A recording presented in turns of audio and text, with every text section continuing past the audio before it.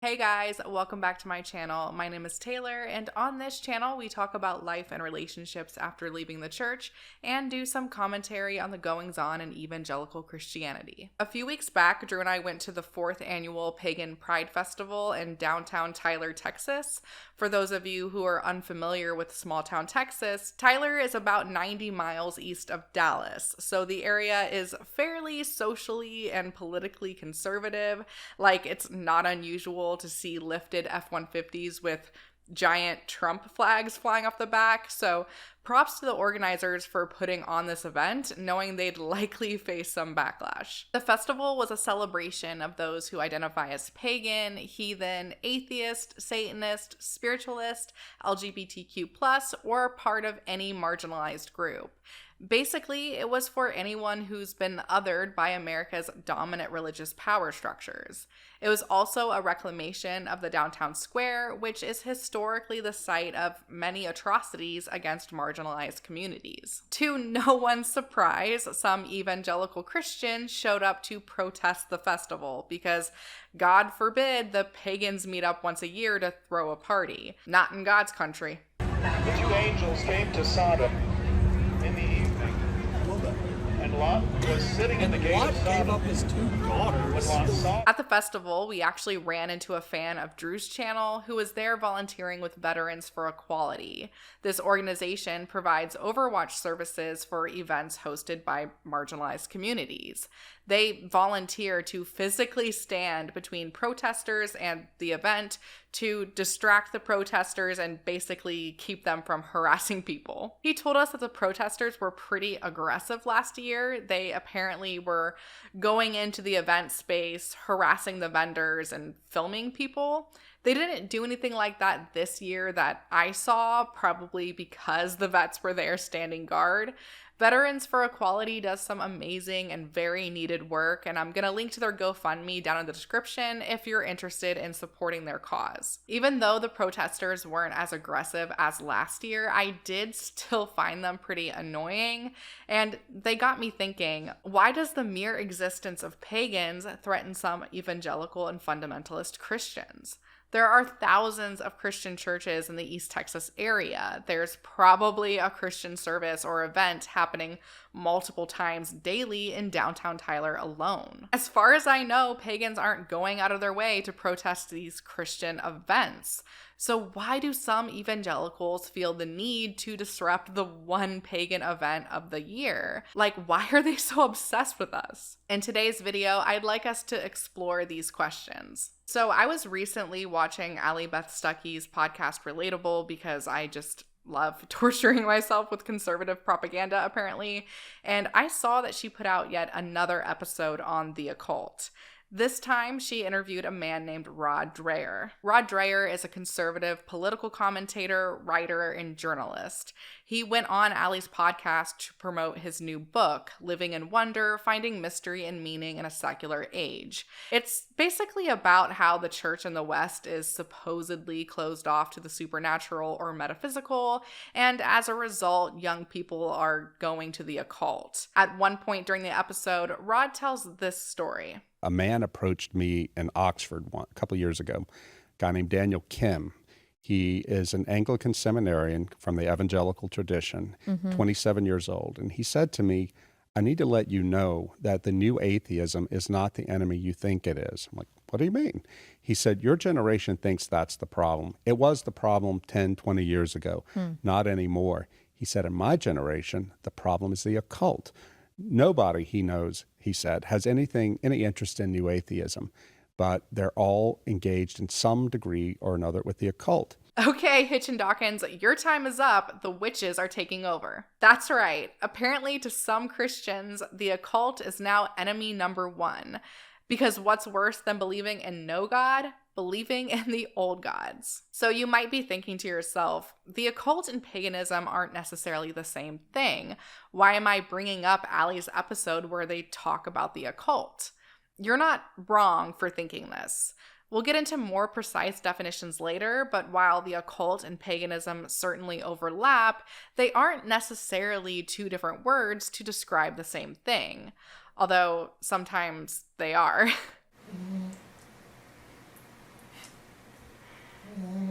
my gosh. I don't know if you guys can hear Puggles in the background, but he's snoring really loudly. That being said, when Allie and Rod talk about paganism and the occult, they're usually just talking about spiritual stuff that they think is like spooky or weird. It's kind of all the same to them. Allie spends a disproportionate amount of time on her podcast talking about contemporary witchcraft, which can fall under the umbrella of both the occult and neo-paganism. For instance, the new religious movement of Wicca draws upon themes and practices from ancient paganism. The symbol in the thumbnail of this video is Hecate's wheel, a symbol commonly used by Dianic Wiccans. Hecate, or Hecate, is a goddess from the Greek pantheon associated with magic and witchcraft, and she's still revered today by Wiccans and witches worldwide. Allie probably doesn't know any of this. All she knows is that there's some women on TikTok talking about reaching out to the triple goddess, and she's like, well, that sounds spooky. We must alert the church elders. Speaking of spooky stuff, Drew and I just wrapped up our lecture series on the unholy trinity of horror movies. These lectures, taught by Dr. Joseph Laycock, focused on how 3 classic horror movies, The Exorcist, Rosemary's Baby, and The Omen, shaped Americans' understanding of religion, Satan, and demons. If you happen to miss the live lectures, don't worry. You can still access all 3 recorded lectures, including the recorded Q&A portion. A link to the lectures is in the description box below and in the pinned comment. We really hope you guys check it out. It was a great time. Like, honestly, it was so fun. Castle says he got 50 death threats a day after this film came out, and he wrote them down for us. So we've got a bastard, believer in witchcraft, worshiper at the shrine of Satanism. My prediction is you will slowly rot during a long and painful illness, which you have brought upon yourself. It does sound like the comments on our videos together. Yeah, yeah, if you're looking for a modern comparison, yeah. Okay, back to my question. Why are some Christians so obsessed with their supposed enemy, paganism/the occult? Let's listen to some clips of Allie's interview with Rod to see if we can find out why. Heads up, there's some tension between Allie and Rod, and you'll understand why this is towards the end of this video.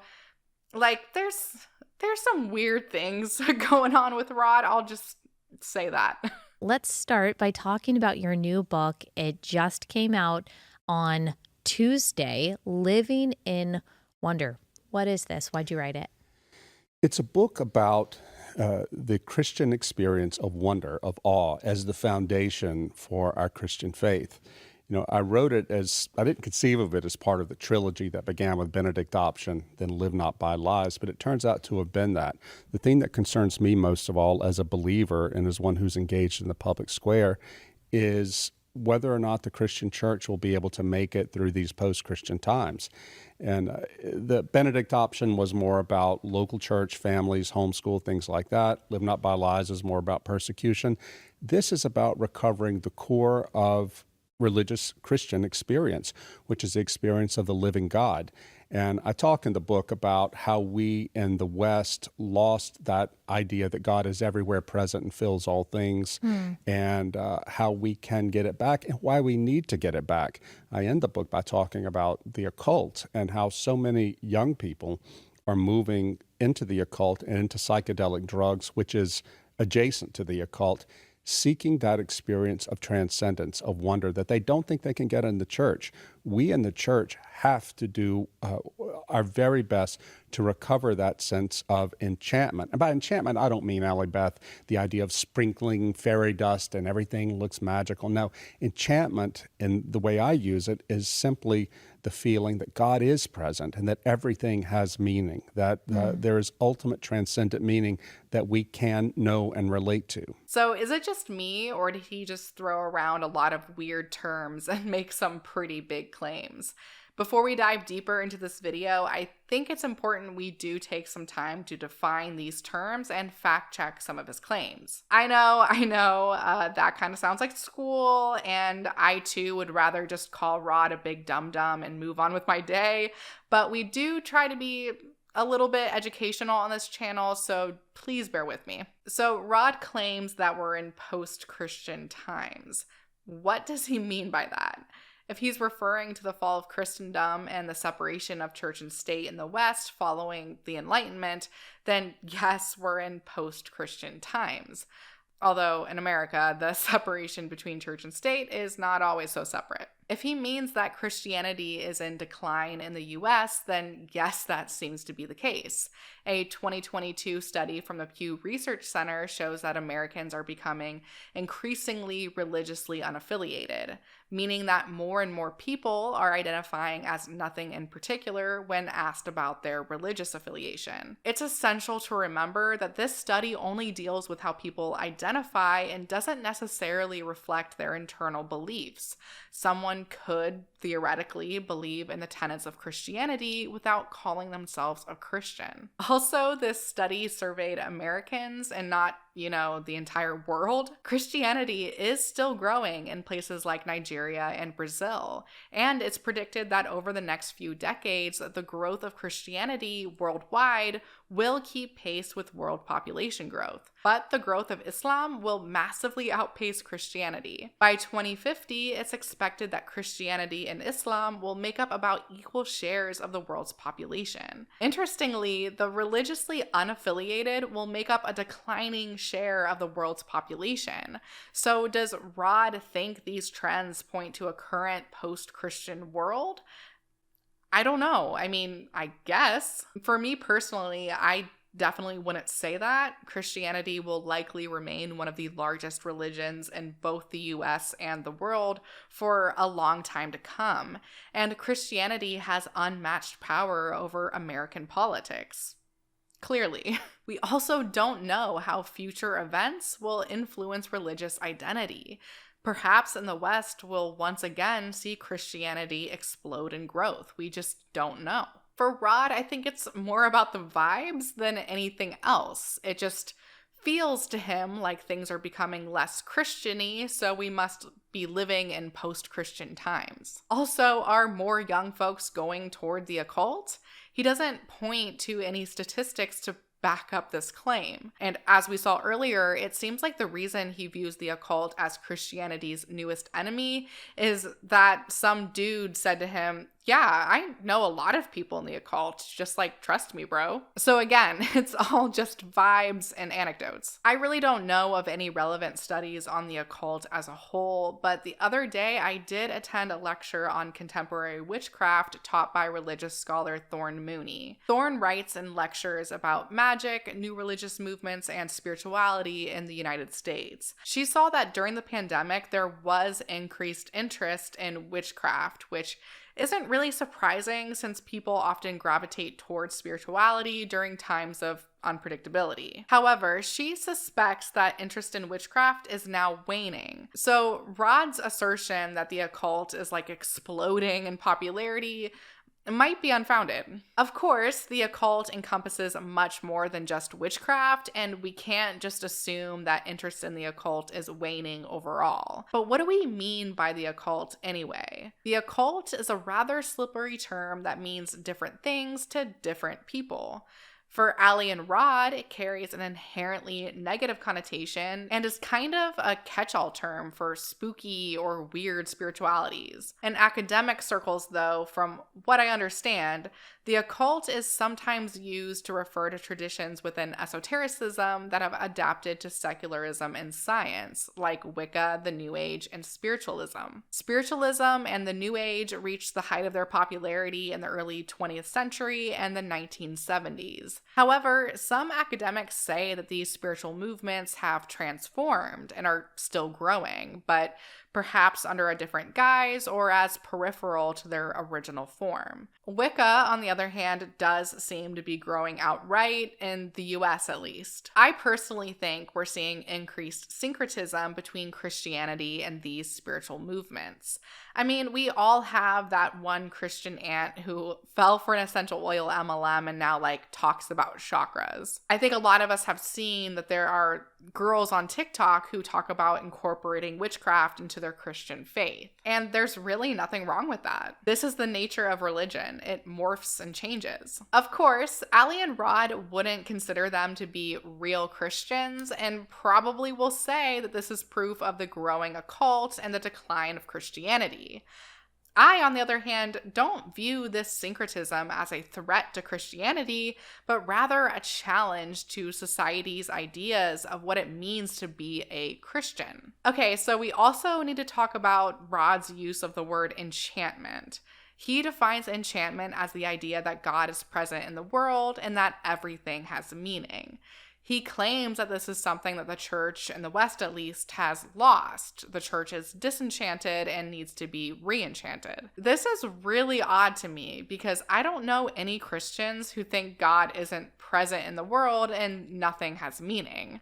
How is this something that the church has lost? In sociology, the term disenchantment refers to the idea that post-Enlightenment reason and science have eroded away religion and superstition. Disenchantment is really a de-magicification of the world, and the feeling that any unexplained mysteries will eventually be explained. It's really telling to me that Rod doesn't provide Allie with a definition of enchantment along these lines, and instead he reassures her that he's not talking about fairy dust and magic. I do think that there's a reason for that, and we'll touch on that later in the video. One final thing before we move on, I know that this has already been super long-winded and we've only watched one clip, but we just can't move on without talking about drugs. Because according to Rod, if you're a demon-worshipping occultist, you're probably also a pothead. Yeah, because there's really nothing scarier than the young folks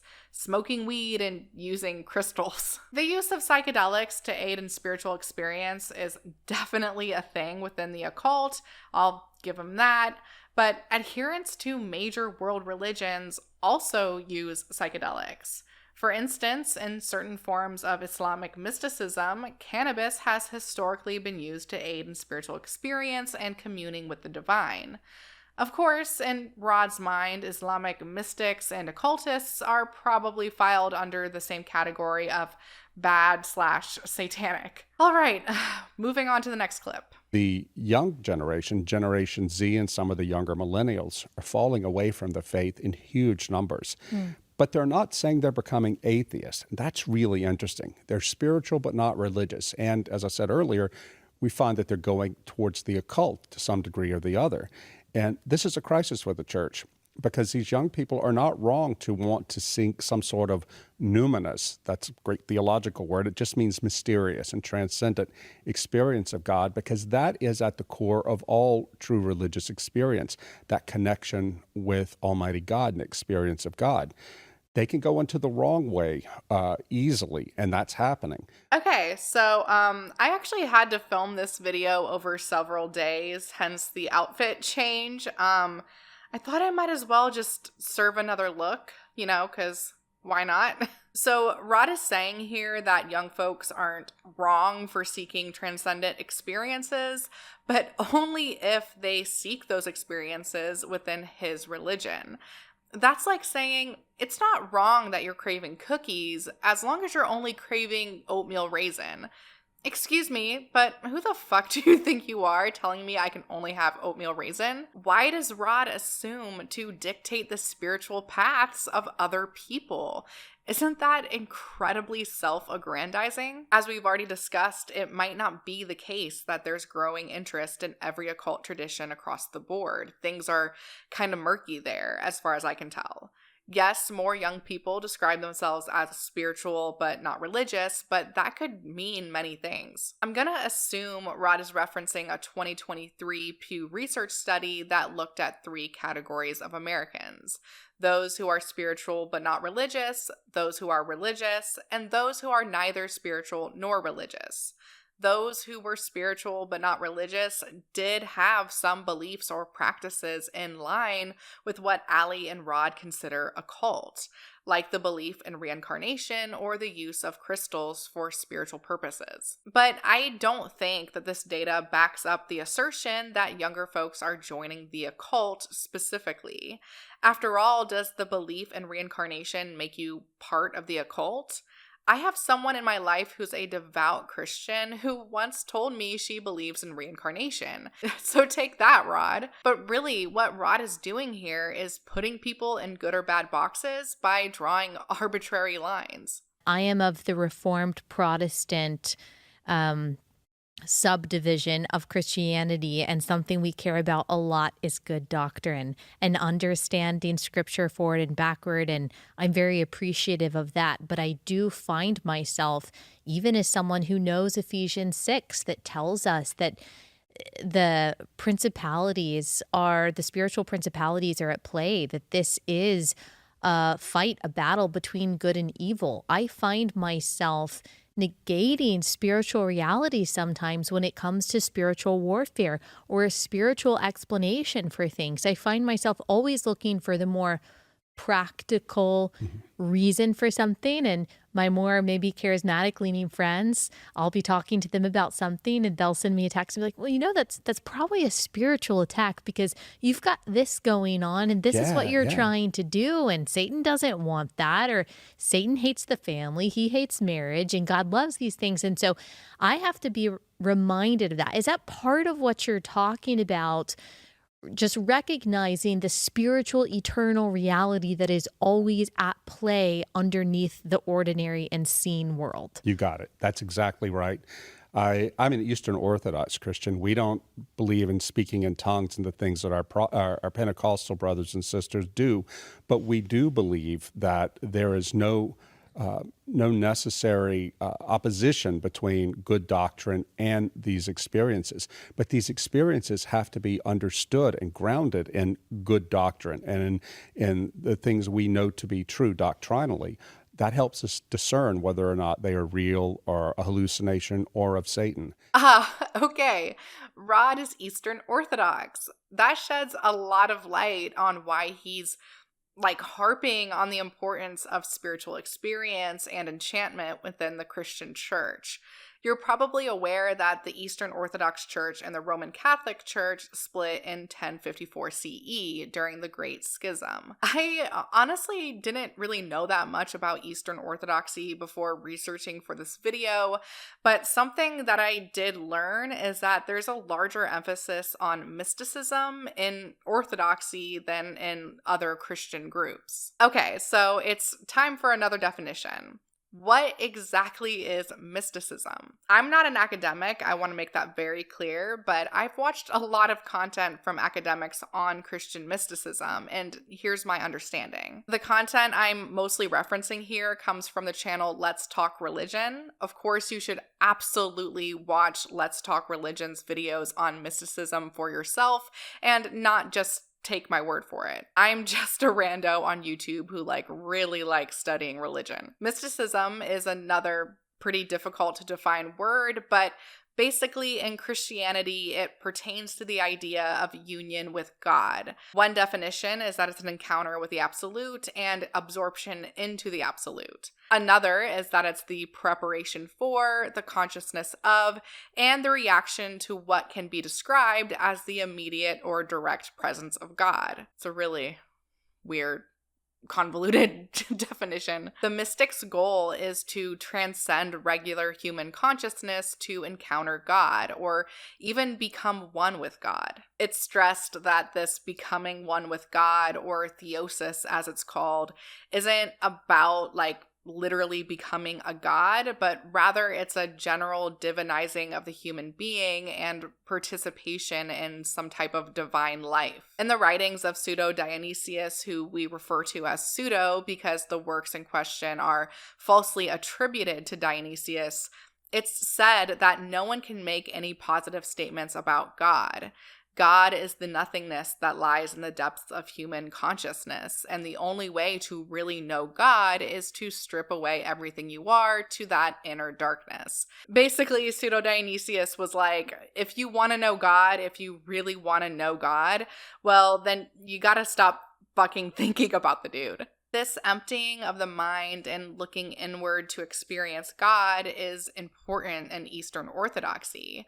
From what I understand, spiritual experience and union with God are just as important as doctrine to them. So for me, as someone who grew up in the non-denominational Protestant church, this is something that I find really difficult to grasp. Becoming one with God by looking inward and emptying the mind wasn't something I was ever taught. In fact, I was taught in apologetics classes how to best define God and make rational arguments for his existence. Of course, I was taught the reasoning that God works in mysterious ways and humans can't possibly understand God, but I was told to only really invoke that reasoning if I ran out of rational arguments. Personally, I really think that these lines are mostly used as kind of like the ultimate cop-out when Protestant apologists are backed into a corner. Anyway, I'd assume Allie, being a Reformed Protestant, would understand God and theology in a way similar to how I was taught. As she herself said, doctrine is of utmost importance to a Reformed Protestant. I'd assume she ascribes to sola scriptura, or the idea that the scriptures are the final authority on theological matters. Spiritual experience, especially mystical, it doesn't have the same authority in Protestant circles. Allie and Rod actually have pretty different theological lenses. And honestly, I'm kind of shocked that they're not calling each other out for heresy. Instead, Allie almost attempts to explain things on Rod's behalf. She rewords for him and asks, "Are you talking about recognizing the spiritual reality underneath the seen world?" Rod answers, "Exactly." The problem is, Allie's clarifying question and Rod's answer don't exactly capture what the Eastern Orthodox Church teaches about spiritual experience. So unless Rod's personal theology diverges from Orthodoxy, he doesn't think that it's just about recognizing spiritual realities. I mean, the Protestant Church recognizes spiritual realities, like, obviously. Surely he's not suggesting that the Church in the West just needs to, do this more. I'd guess that and take what I'm about to say with a grain of salt. His real bugaboo is that the Church in the West doesn't have a mystical theology like Orthodoxy does. To be fair, later in the video, Rod does talk about mysticism in Orthodoxy, but he only does so very vaguely. He never really defines what it means. Personally, I think he's carefully selecting his words so he doesn't scare Allie's Protestant audience. I think by insisting early on that he's not talking about magic and fairy dust, he's purposely watering down his actual theological beliefs because Allie, being a Protestant, might think that they consist of magic and fairy dust. This leads me to question why Allie isn't attempting to press him at all on this. Why isn't she questioning what he's saying? Well, we'll answer these questions as we continue watching. You know, I tell a story in the book about these good friends of mine. I used to live in New York City, and I knew this couple, I call them Nathan and Emma in the book. And they were solid Catholics, very conservative, involved in the pro-life movement, fancy Upper East Side people. Well, it turns out I'd lost touch when I moved from New York. A few years ago, Nathan called me, and he said, "Listen, I got something strange to tell you. You're going to find this hard to believe, but hear me out. My wife is possessed." I'm like, wait, what? It's a long story, but basically, it turns out her grandfather back in Italy had been a high-level occultist and had brought a curse onto the family, a deep curse. And it had manifested through her after she tried to kill herself. And she went to a healing prayer service, and the demons manifested through her.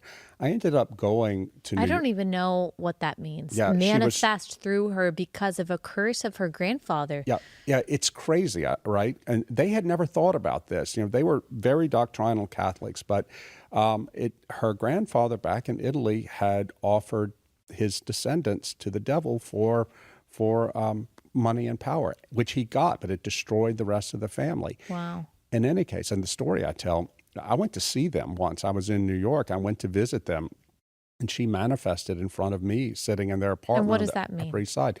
At one point, her husband had told me in my ear, he said, "I'm going to go get lemonade at one point. I'm going to put in my pocket a relic of the true cross that a priest had given me, for protection in these times." And I know you're Reformed, but just hang I'm trying to hang with you. I'm trying to hang with you. This priest was an exorcist. And when the husband brought the lemonade out and set it on the table, The wife, Emma, was in mid-conversation with me. She dropped her head like this. When she looked up, her face was not her own. She looked at her husband and cursed him and said, "Get that blankety-blank thing away from me. I told you don't bring it." You couldn't see it. It was hidden. She dropped her head back and looked at me. She was herself again and said, "I'm so sorry. That is not me." I said, I know. I never get the chills, and I do have the chills right now. Well, Allie Beth, when that night, when her husband was walking me back to my hotel, I said, "Man, how has this changed you?" Again, Upper East Side stockbroker, they don't know funny business. He said, "Now when I walk up and down the streets of Manhattan, I realize that there is a great spiritual battle going on all around us that we can't see, but it's there." I saw how it caught my wife. The good news is she was delivered, but you know how she was delivered? The exorcist thought at one point, wait a minute, you were baptized in Italy in 1970. There was a lot of funny liberal stuff going on in the Catholic Church then. Let's just rebaptize you in case you weren't baptized in the name of the Father, Son, and the Holy Spirit. They did that. Boom, 90% of it went away, and she was delivered of the rest of it. Now, I tell you that story, but not only because it's true, but because it testifies to how the spiritual world really does barge into our normal, settled lives in ways that we aren't expecting. I'm sorry, but what the actual fuck is this story? Like, what the fuck? Let me get this straight. So, a God-fearing Catholic woman is possessed by a demon, not because of anything she's done, but because her grandpa was part of the occult. Then she's only delivered from said demon after being rebaptized because the funny liberals did it wrong the first time. It's a total fabrication. And really, do not get me started on how Rod pinned this poor woman's suicide attempt on demonic activity. Like, that is so fucked up. Like, I don't... Since Allie is Protestant, surely she doesn't believe this is how this kind of stuff works. Like, this doesn't mesh with a Protestant framework at all. At the start of his story, Allie does question him a little bit, but in the end, she just says, "Oh, I'm getting chills," and then they move on. Why isn't she saying to Rod, "Hold up, I don't think that this makes sense, and this might make my viewers worry that they're secretly cursed because of something their ancestors did"? Let's keep watching to find out why she doesn't. I just came here from Birmingham, Alabama. I talked to a young Baptist undergraduate who said he knows so many young women who are taking the Greek gods as their sort of like what a Catholic would call a patron saint. Like, are you serious? He said, "Oh, yeah, it's not just a symbolic thing. They really are trying to relate to the Greek gods." Birmingham, Alabama. Yeah, it doesn't really surprise me. There's a lot of God of self that you could say that that's been alive and well since the garden, but certainly this trendy narcissism that has manifested itself in kind of spiritualism and witchcraft and Satanism, all of these kind of religious practices that tell you you can be your own God. There is something bigger and better that you can tap into, but it's not out there, it's inside you. And I can help you unlock that and unleash that. And once you unleash your inner goddess, then you will get everything you want. Yep. That's what I see. And you even see it through self-help and self-empowerment books. It's not blatantly satanic, or at least doesn't look like that.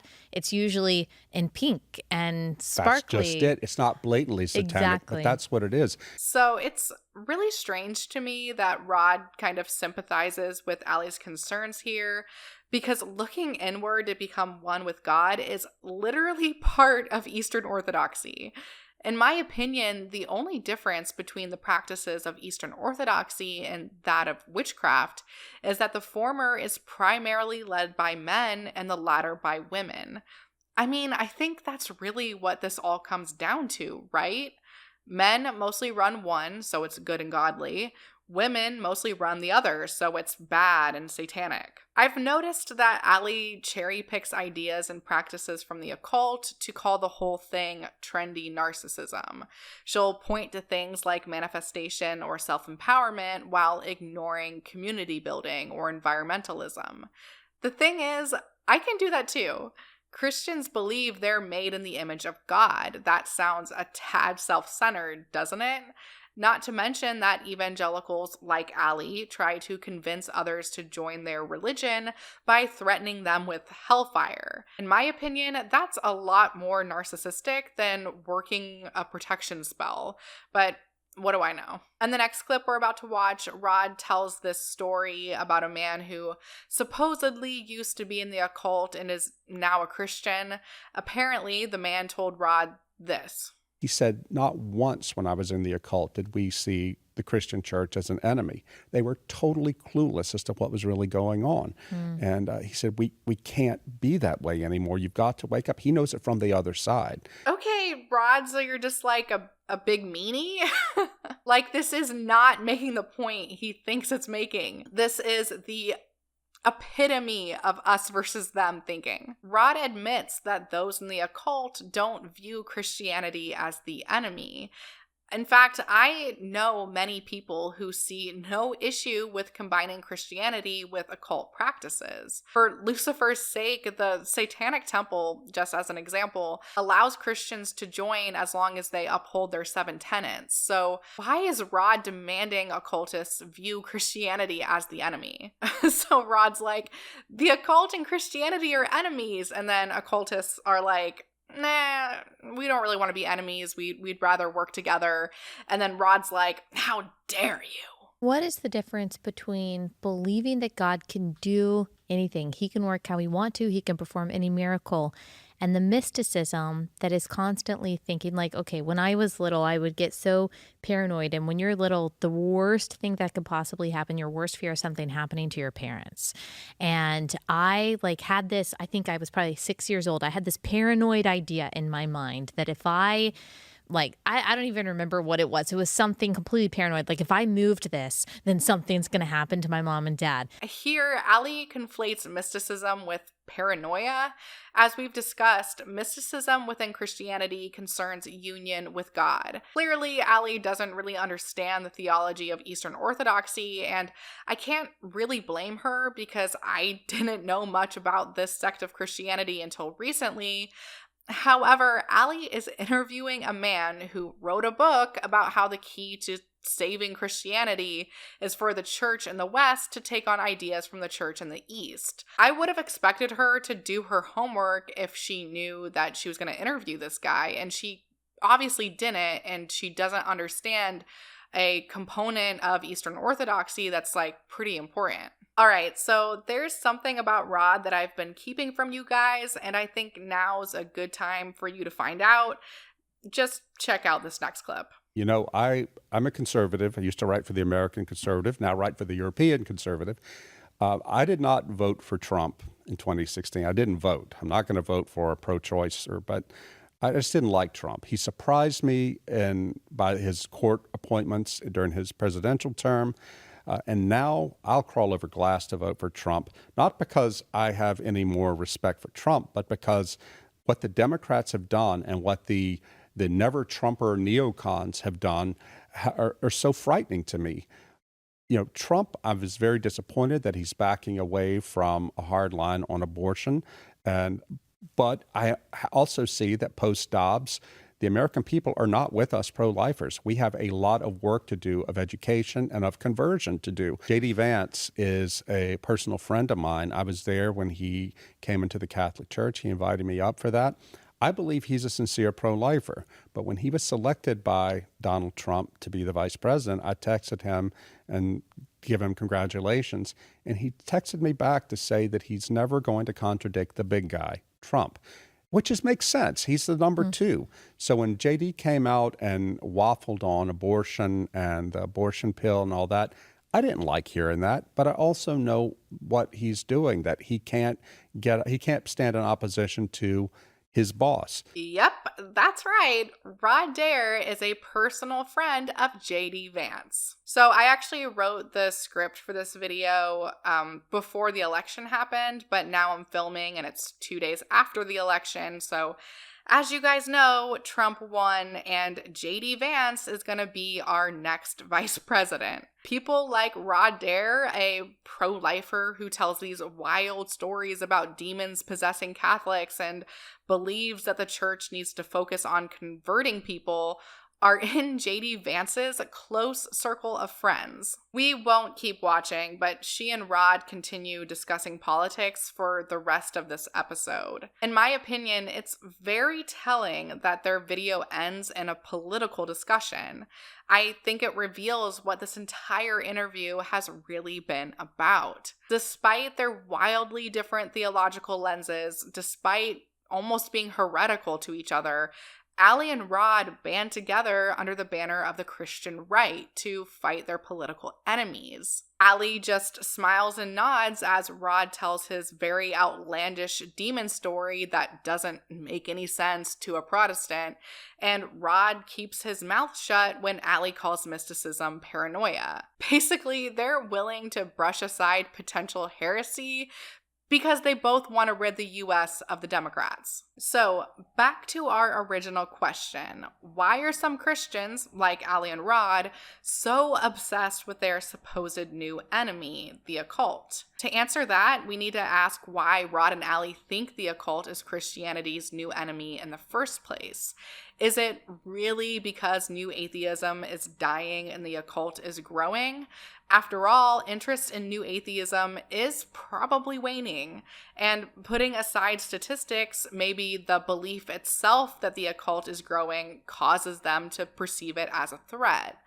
Well, I actually think things are a little bit more complicated than that. See, the occult, as Allie and Rod understand it, consisting of contemporary witches and those who are spiritual but not religious, it's pretty progressive from what I've seen.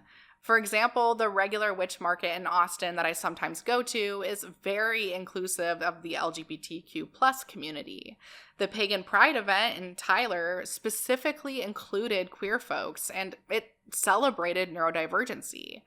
While I'm not aware of any hard data on this, I feel pretty confident saying that many of those in the so-called occult are on the left of the political spectrum. On the other hand, prominent figures in the new atheist movement, like Richard Dawkins, are partnering up with those who promulgate far-right talking points. Richard Dawkins' whole thing lately has been spreading lies about the trans community, and not too long ago, he took the stage with Coleman Hughes, a writer and podcaster who speaks out against critical race theory. I wasn't going to talk about this, but after seeing how the election went, I'm kind of like, fuck it. There's even a very, very large creator in the atheist sphere who actively works with people like Dawkins and Jordan Peterson and Ben Shapiro. It's my hypothesis, and this is just my hypothesis, that the reason that some Christians, namely evangelicals like Allie and Rod, see the occult as their new enemy is because its existence presents a very real threat to their political aims. Establishing a Christian theocracy is going to be mighty hard with those damn pagans meeting up and organizing and shit. To make matters even worse, the occult and paganism offer an alternative to the Christian faith. New atheism never did that. So not only does the occult threaten the political goals of the Christian right, but it also offers an alternative to the dogma and rigidity of the evangelical church. Like I said at the very beginning of this video, what's worse than believing in no gods? Believing in the old gods. So while researching for this video, I discovered some really, really crazy things about Rod Dreher. To close out this video, I am gonna just unscripted talk about some of those things because you guys need to be aware of who exactly is in the friends circle of our next vice president and our next president. So his main thing was working as a columnist for the American Conservative, and he did that actually up until very recently in 2023, but he's still an editor at large there. He wrote a book, a previous book to this one, called The Benedict Option, which was about how Christians who want to preserve their faith should segregate themselves to some degree from the post-Obergefell society, which he sees as drifting further away from traditional Christian values.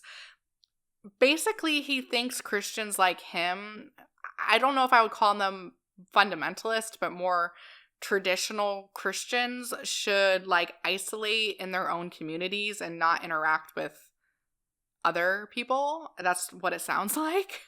He also got divorced recently and then moved to Hungary and is in a self-imposed exile there, whatever that means. And part of the reason that he moved to Hungary, from what I understand, is because he's a really big fan of Viktor Orban, who's the prime minister there, who is not good at all, from what I understand. He's a populist, national conservative, supports the Great Replacement theory, and is besties with Netanyahu. So that should tell you enough to know Viktor Orban, not good. Dreyer also argued that the U.S. Republican Party needs a leader with Orban's vision, someone who can build on what Trumpism accomplished without the egomania and inattention to policy, and who is not afraid to step on the liberals' toes. From what I understand about Dreyer is that he didn't like Trump, not necessarily because he disagreed with his policies, but more because he didn't really like his personality. He didn't like the malignant narcissism aspect of Trump, but he's definitely sides with everything that Trump wants to do. And if anything, he wants to go further, because his kind of issue with Trump is that he didn't just like outright do a national ban on abortion and instead